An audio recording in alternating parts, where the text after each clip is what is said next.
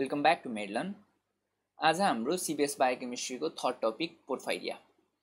Last video में हामीले हिमसिन्थेसिस को बारे में डिस्कस गर्यौं र आजको टपिक बुझ्नको लागि चाहिँ लास्ट भिडियो एकदमै इम्पोर्टेन्ट छ। सो यदि तपाईहरुले त्यो भिडियो हेर्नु भएको छैन भने प्लिज वाच इट फर्स्ट है, किनभने आजको टपिक को पूरा बेस नै हिमसिन्थेसिस पाथवे हो के।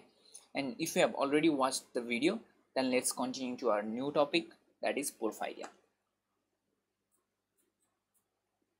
So first of all porphyria भनेको के हो त्योबाट सुरु गरौँ हैन त। पोर्फाइरिया भनेको चाहिँ एउटा मेटाबोलिक डिसअर्डर हो हाम्रो हिमसिन्थेसिस पाथवेको।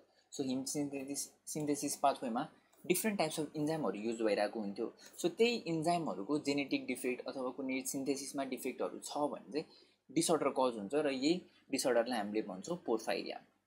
र यसको क्यारेक्टरिस्टिक फिचरहरु भनेको चाहिँ हाम्रो इन्क्रिज्ड एक्सक्रिसन अफ पोर्फाइरिन्स और पोर्फाइरिन प्रिकर्सर भनेको डेलअमिनोलिभलिनिक एसिड र पोर्फोबिलिनोजेन। र पोर्फाइरिन्स भनेको के भयो त हामीले अस्ति कुरा गर्यौं जुन चाहिँ युरोपोर्फाइरिनोजेन, कोप्रोपोर्फाइरिनोजेन अनि त्यसै प्रोटोपोर्फाइरिनोजेन। सो यिनीहरु नै पोर्फाइरिनहरुको सिन्थेसिस एक्सक्रिसन बढ्छ।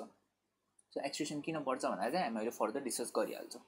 सो फर्स्ट अफ अल कस्तो कस्तो टाइप हुन्छ पोर्फाइरियाको त्यो हेरौँ है त।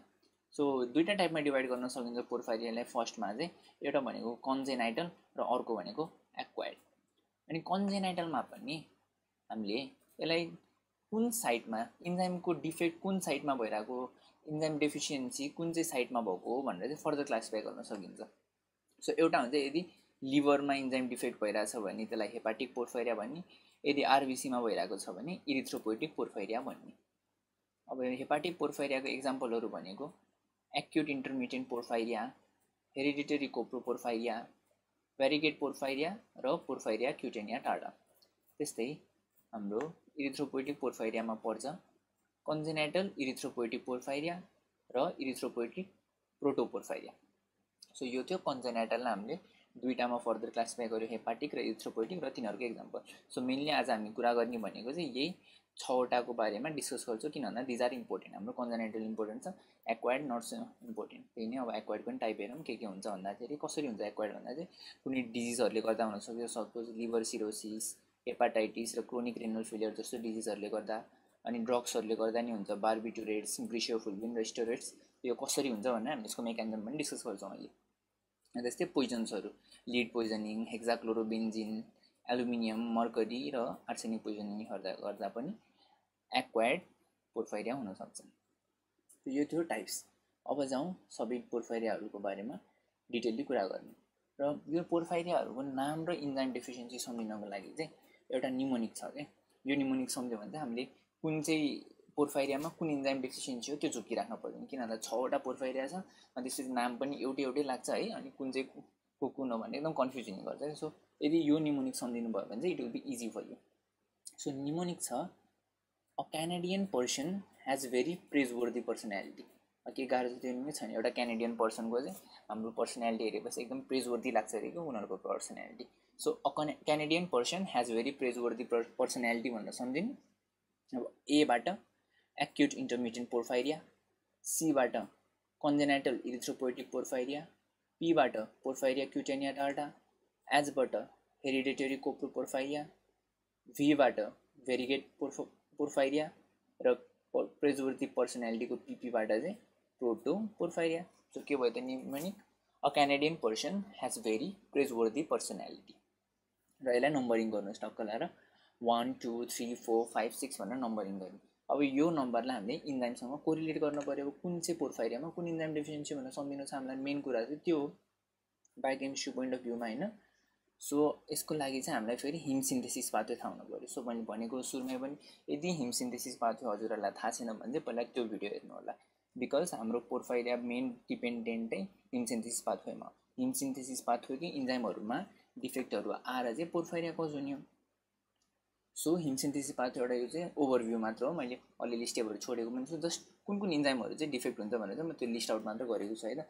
सो हिमसिन्थेसिस पाथवे के थियो त हामीसँग निमोनिक्स भन्दा some great keto doctors palpate heart under 1-3 cover अनि produces pure heme। सो यो लेख्नु भएपछि के भयो त ग्लाइसिन र सक्सिनल कोइन्जाइम ए चाहिँ एएलए सिन्थेसिसको प्रोसेसमा डेल अमिनोलिभलिनिक एसिड बनाउँछ।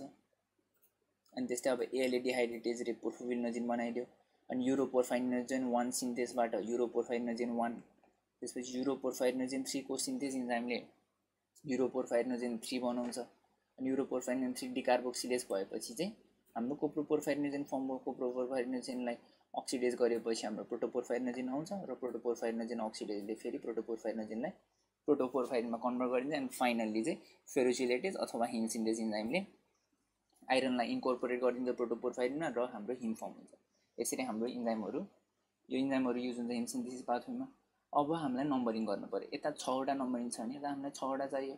तर अब नम्बरिङ कहाँबाट गर्ने त यहाँबाट गर्ने कि यहाँबाट गर्ने कि यहाँबाट गर्ने। अब यो सम्झिनको लागि चाहिँ के छ भन्दा हामीले के पढिरहेको भन्दा हामीले पढिरहेको पोर्फाइरिया हो।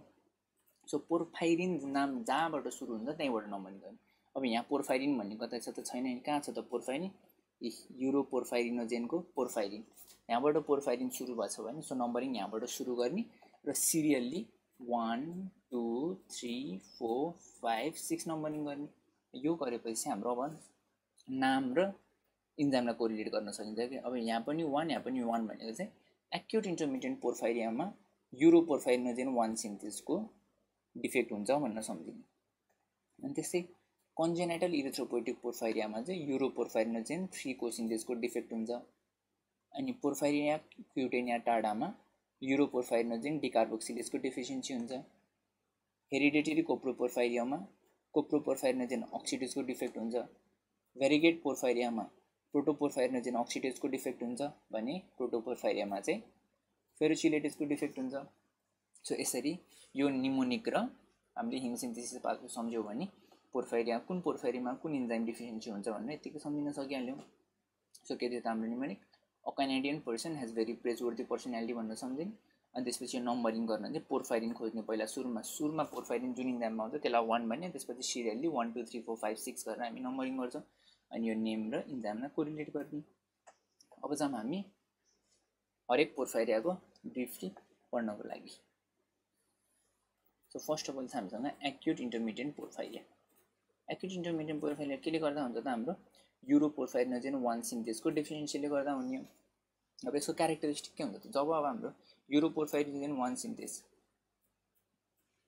यो इन्जाइम छैन भनेपछि यो स्टेप त हुने भएन। भनेको सबै हाम्रो कम्पाउन्ड यहाँसम्म मात्र फर्म हुने भए।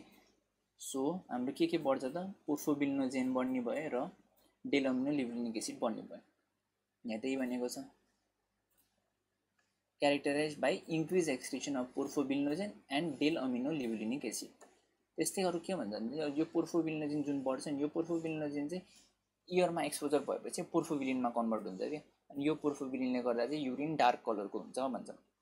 The urine gets darken on exposure to air due to oxidation of porphobilinogen. त्यो पोर्फोबिलिन त्यो डार्क रेड कलर देखिन्छ क्या जब चाहिँ यो पोर्फोबिलिनोजेन इयरमा एक्सपोजर हुन्छ नि, अक्सिडाइज हुन्छ पोर्फोबिलिनमा र त्यसले गर्दा चाहिँ युरिन डार्क कलर हुन्छ।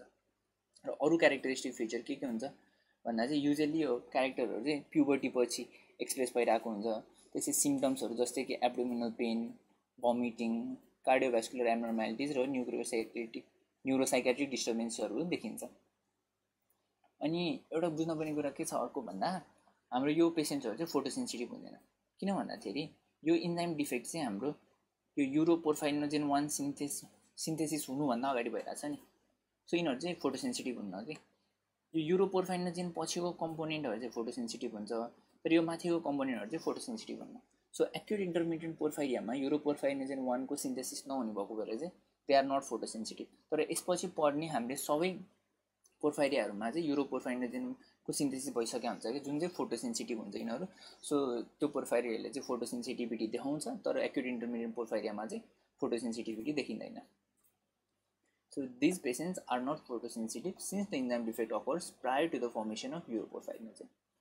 अनि अहिले मैले ड्रगको कुरा भन्थेँ, जस्तो ड्रग्सहरूलाई बार्बिटुरेट्स, ग्लिसोफुल्विन र स्टोरेट्सहरू भनेको यिनीहरू चाहिँ CYP450 इन्ड्युसर ड्रगहरू हो कि यो हामीले फार्माकोलोजीको जेनरलमा पनि पढेको छौँ। सो CYP450 लाई इन्ड्युस गरिदिन्छ। यो इन्ड्युस गर्दा चाहिँ हाम्रो साइटोक्रोम P450 को सिन्थेसिसको लागि चाहिँ हिम कन्ज्युम भइरहेको हुन्छ कि। सो हिम कन्ज्युम हुने भनेको चाहिँ हिमको कन्टेन्ट डिक्रिज हुन्छ। जब हिमको कन्टेन्ट डिक्रिज हुन्छ अब यसले के हुन्छ त, हिमले त नर्मल्ली हिम बढ्यो भने एएलए सिन्थेसलाई इनिबिट गरेर चाहिँ यो पाथवेलाई घटाइरहेको हुन्थ्यो भने अब हिम कम छ भने चाहिँ यसले सिन्थेसको एक्टिभिटी बढ्छ अनि फर्दर यो सबै प्रिकर्सरहरू पनि बढ्ने भयो अनि यो यता बढिरहेको छ तर यो इन्जाइम छैन भने सबै यहाँ एक्युमुलेट हुन्छ यसले गर्दा चाहिँ डिजिज प्रिसिपिटेट हुन्छ सो इन दिस वे हाम्रो यो ड्रग्सहरूले चाहिँ पोर्फाइरियालाई इन्ड्युस गरिरहेको हुन्छ प्रिकर्सरहरू बढाएर डिजिजलाई प्रिसिपिटेट गर्छ नाउ नेक्स्ट पोर्फाइरिया इट इज कन्जेनेटल इरिथ्रोपोइटिक पोर्फाइरिया इरिथ्रोपोइटिक भन्छ यो आरबिसीमा इन्जाइम डेफिसिएन्सीले गर्दा हुने भयो यसमा यो नम्बर 2 मा कुन थियो त हाम्रो भन्दा चाहिँ युरोपोर्फाइरिनोजेन 3 को सिन्थेसको डिफेक्ट थियो र यसमा देखिने क्यारेक्टरिस्टिक फिचरहरू भनेको चाहिँ इन्डिभिजुअल्सहरूले के एक्सेप्ट गर्छ भन्दा युरोपोर्फाइरिनोजेन 1 जुन चाहिँ अक्सिडाइज हुन्छ युरोपोर्फाइरिन 1 मा र यो चाहिँ रेड पिगमेन्ट हो कि एउटा सो हाम्रो युरिन चाहिँ डार्क रेड इन कलर बनाइदिन्छ र यसलाई भनिन्छ अर्को नाम के भन्छ भन्दा पर्ट वाइन एपिरियन्स सो यहाँ पनि देख्न सक्नुहुन्छ जब हाम्रो युरोपोर्फाइरिनोजेन 3 को सिन्थेस डेफिसिएन्सी छ भने कुन चाहिँ पोर्फाइरिन बढ्ने भयो त मेनली भन्दा ठ्याक्कै योभन्दा अगाडिको युरोपोर्फाइरिनोजेन 1 र माथि पनि बढिरहेको हुन्छ बट मेनली चाहिँ यहाँनिर एक्युमुलेट हुन्छ नि त सो युरोपोर्फाइरिनोजेन 1 बढेर युरोपोर्फाइरिनमा अक्सिडाइज हुन्छ र यिनीहरूले चाहिँ युरिनलाई डार्क रेड कलर दिन्छ अघि भनिहालेको थिएँ युरोपोर्फाइरिनोजेनदेखि कम्पोनेन्टहरू के हुन्छ त फोटोसेन्सिटिभ सो फोटोसेन्सिटिभिटी पनि यसले देखाउने भयो जस्तै कि इचिङ र बर्निङ अफ स्किन देखाइरहेको हुन्छ हैन जब लाइटको एक्सपोजर हुन्छ यो चाहिँ किन हुन्छ भन्दाखेरि चाहिँ एब्नर्मल पोर्फाइरिनहरू चाहिँ एक्युमुलेट भइरहेको हुन्छ नि त बडीहरुमा स्किनहरुमा सो यसले गर्दा चाहिँ फोटोसेन्सिटिभिटी देखाउँछ अनि त्यस्तै अब इरिथ्रोपोइटिक भनेको आरबिसीमा हुने भएको भएर चाहिँ आरबिसीको लाइसिस हुने चान्स बढी हुन्छ सो इन्क्रिज हेमोलाइसिस पनि यसको फेचर हो so these are the things about congenital erythropoietic porphyria. Now moving on to the next porphyria, that is Porphyria cutanea tarda. Porphyria cutanea tarda मा कुन इन्जाइम डेफिसिएन्सी हुने त भन्दा युरोपोर्फाइरिनोजेन डिकार्बोक्सिलेज र यो चाहिँ पोर्फाइरियाहरु मध्ये हामीले जुन 6 वटा पोर्फाइरिया भन्यौं तिनीहरु मध्ये चाहिँ मोस्ट कमन पोर्फाइरिया हो and it is usually associated with liver damage caused by alcohol overconsumption or iron load. किन भन्दा चाहिँ यो त हेपाटिक पोर्फाइरिया हो सो लिभर ड्यामेज हुने कन्डिसनहरुमा चाहिँ बडी एसोसिएट भइरहेको हुन्छ अनि सो क्यारेक्टरिस्टिक फिचरहरु के छ त भन्दा increase excretion of uroporphyrins 1 and 3. अब पोर्फाइरिया क्युटेनिया टार्डामा हाम्रो कुन इन्जाइम डेफिसिएन्सी भएको छ युरोपोर्फाइरिनोजेन डिकार्बोक्सिलेज यो भएपछि यो भन्दा माथिको के छ त युरोपोर्फाइरिनोजेन 3 र युरोपोर्फाइरिनोजेन 1 सो यो चाहिँ बडी एक्सिड भइरहेको हुने भयो सो यसरी नै सहिलो छ कि यो पाथवे आयो भने जुन इन्जाइम डेफिसिएन्सी भएको त्यो भन्दा माथिको कम्पोनेन्टहरु चाहिँ एक्युमुलेट भएको भन्दिनु अरु केही नआए पनि यतिमा चाहिँ आउनु पर्छ त्यसैले so increase excretion of uroporphyrins 1 and 3 अनि त्यस्तै क्युटेनियस फोटोसेन्सिटिभिटी त्यो पनि भाइला नाममै क्युटेनिया छ भने चाहिँ त फोटोसेन्सिटिभिटी क्युटेनियस फोटोसेन्सिटिभिटी देखाउने भयो सो फोटोसेन्सिटिभिटी एक्युट इन्टरमिडिएट पोर्फाइरिया बाइक अरु सबैले देखाइ नै राखेको हुन्छ है त अनि त्यस्तै अब यो हेपाटिक भएको भएर चाहिँ लिभरमा चाहिँ पोर्फाइरिनहरु बडी एक्युमुलेट हुन्छ अनि त्यही भएर चाहिँ फ्लोरोसेन्सहरु देखाउँछ कि यिनीहरुले धेरै पोर्फाइरिन लिभरमा एक्युमुलेट भएर चाहिँ liver एक्जिबिट्स fluorescence So these are the characteristics of Porphyria cutanea tarda. Now next porphyria is hereditary coproporphyria. So यसमा कुन इन्जाइम डेफिसिएन्सी हुने हो त भन्दा कोप्रोपोर्फाइरिनोजेन अक्सिडेज अब यहाँ त नाममै छ है कोप्रोपोर्फाइरिया यसमा कोप्रोपोर्फाइरिया नाममै छ यता कुन इन्जाइम भन्दा चाहिँ कोप्रोपोर्फाइरिनोजेन अक्सिडेज नामै कमन भयो यो सम्झिँदा त झन् सजिलो भइहाल्यो अनि जब कोप्रोपोर्फाइरिनोजेन अक्सिडेजको डेफिसिएन्सी भएपछि त्यो भन्दा माथिको कम्पोनेन्ट कुन हुन्छ त कोप्रोपोर्फाइरिनोजेन 3 र त्यो भन्दा माथिको सबै इन्टरमिडिएट अफ हिम सिन्थेसिसहरु चाहिँ एक्युमुलेट भइरहेको हुन्छ र यिनीहरु पनि एक्सक्रिट हुन्छ युरिन र फेसेसमा अनि फोटोसेन्सिटिभिटी पनि देखाउने भइहाल्यो र अरु सिम्पटम्सहरु भनेको चाहिँ abdominal pain photosensitivity neuropsychiatric symptoms so these are the characteristics shown by hereditary coproporphyria. The next porphyria is variegate porphyria. So यसमा कुन इन्जाइम डेफिसिएन्सी हुने हो त प्रोटोपोर्फाइरिनोजेन अक्सिडेज प्रोटोपोर्फाइरिनोजेन अक्सिडेजको डेफिसिएन्सी भएर चाहिँ प्रोटोपोर्फाइरिन 9 जुन चाहिँ चाहिरहेको हुन्छ नि हाम्रो प्रोटोपोर्फाइरिनोजेनलाई प्रोटोपोर्फाइरिनोजेन अक्सिडेजले प्रोटोपोर्फाइरिन 9 मा कन्भर्ट गर्ने हो नर्मली त तर यो इन्जाइमै छैन भने हाम्रो प्रोटोपोर्फाइरिन 9 जुन चाहिँ हिम सिन्थेसिसको लागि चाहिरहेको हुन्छ त्यो चाहिँ सिन्थेसिस हुने भएन यो भन्दा माथिको सबै इन्टरमिडिएटहरु सबै पोर्फाइरिनहरु चाहिँ के हुन्छ त हिम सिन्थेसिस पाथवेको एक्युमुलेट भइरहेको हुन्छ र यिनीहरु चाहिँ युरिन र फेसेसमा एक्सक्रिट हुन्छ सो यो पेशेन्टहरुको युरिन पनि कलर्ड हुन्छ र तिनीहरुले फोटोसेन्सिटिभिटी पनि देखाइरहेको हुन्छ सो कलर्ड हुने युरिन डार्क हुने कुन कन्डिसन हामीले पढ्यौं त एक्युट इन्टरमिडिएट पोर्फाइरिया कन्जेनिटल इरिथ्रोपोइटिक पोर्फाइरिया र भेरिगेट पोर्फाइरिया सो यो कन्डिसनहरुमा चाहिँ युरिन डार्क कलर भइरहेको हुन्छ। सो भेरिकेट पोर्फाइरियामा कुन इन्जाइम रहेछ डेफिसिएन्सी भन्ने फेरि हेरौँ यहाँ माथि प्रोटोपोर्फाइरिनोजेन अक्सिडेज। सो यो इन्जाइम डेफिसिएन्सी भएपछि प्रोटोपोर्फाइरिनोजेन चाहिँ प्रोटोपोर्फाइरिनमा कन्भर्ट हुन पाएन र हाम्रो अल्टिमेटली हिम सिन्थेसाइज हुन पाएन र योभन्दा अगाडिको सबै इन्टरमिडिएटहरू चाहिँ एक्सट्रिट हुने भयो युरिन र फिसेसमा। नाउ फाइनल्ली अब लास्ट पोर्फाइरिया कुन छ भन्दा हाम्रो प्रोटोपोर्फाइरिया। सो प्रोटोपोर्फाइरियामा खासै केही पनि छैन बुझ्न पर्ने, जस्ट हामीलाई थाहा छ कुन इन्जाइमको डेफिसिएन्सी भन्दा फेरोचिलेटेज अर हेम सिन्थेस। अनि फेरोचिलेटेज इन्जाइम नभएपछि प्रोटोपोर्फाइरिन 9 हिममा कन्भर्ट हुन पाउन र प्रोटोपोर्फाइरिन 9 एकुमुलेट हुन्छ हाम्रो टिस्युजहरूमा र युरिनमा फिसेसमा यिनीहरू एक्सट्रिट हुन्छ र यिनीहरूले पनि फोटोसेन्सिटिभिटी देखाइरहेको हुन्छ। सो पोर्फाइरियाको बारेमा यति नै हो।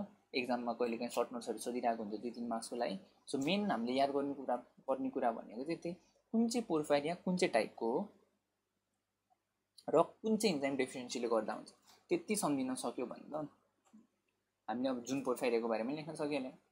यदि एक्युट इन्टरमिडिएट पोर्फाइरिया हो भने चाहिँ फोटोसेन्सिटिभिटी हुँदैन र अरू त्यो बाहेकको छ भने सबैमा फोटोसेन्सिटिभिटी हुन्छ भनिदिने। अनि त्योभन्दा माथिको पोर्फाइरियाहरू कुन कुन छ कुन कुन पोर्फाइरिन छ तिनीहरूको नाम लेखिदिने। तिनीहरू एकुमुलेट भएर चाहिँ युरिनहरूमा एक्सिड भइरहेको हुन्छ र कुन कुन कन्डिसनमा चाहिँ अक्सिडाइज भएर चाहिँ रेड कलर दिन्छ युरिनलाई त्यो भनिदिने।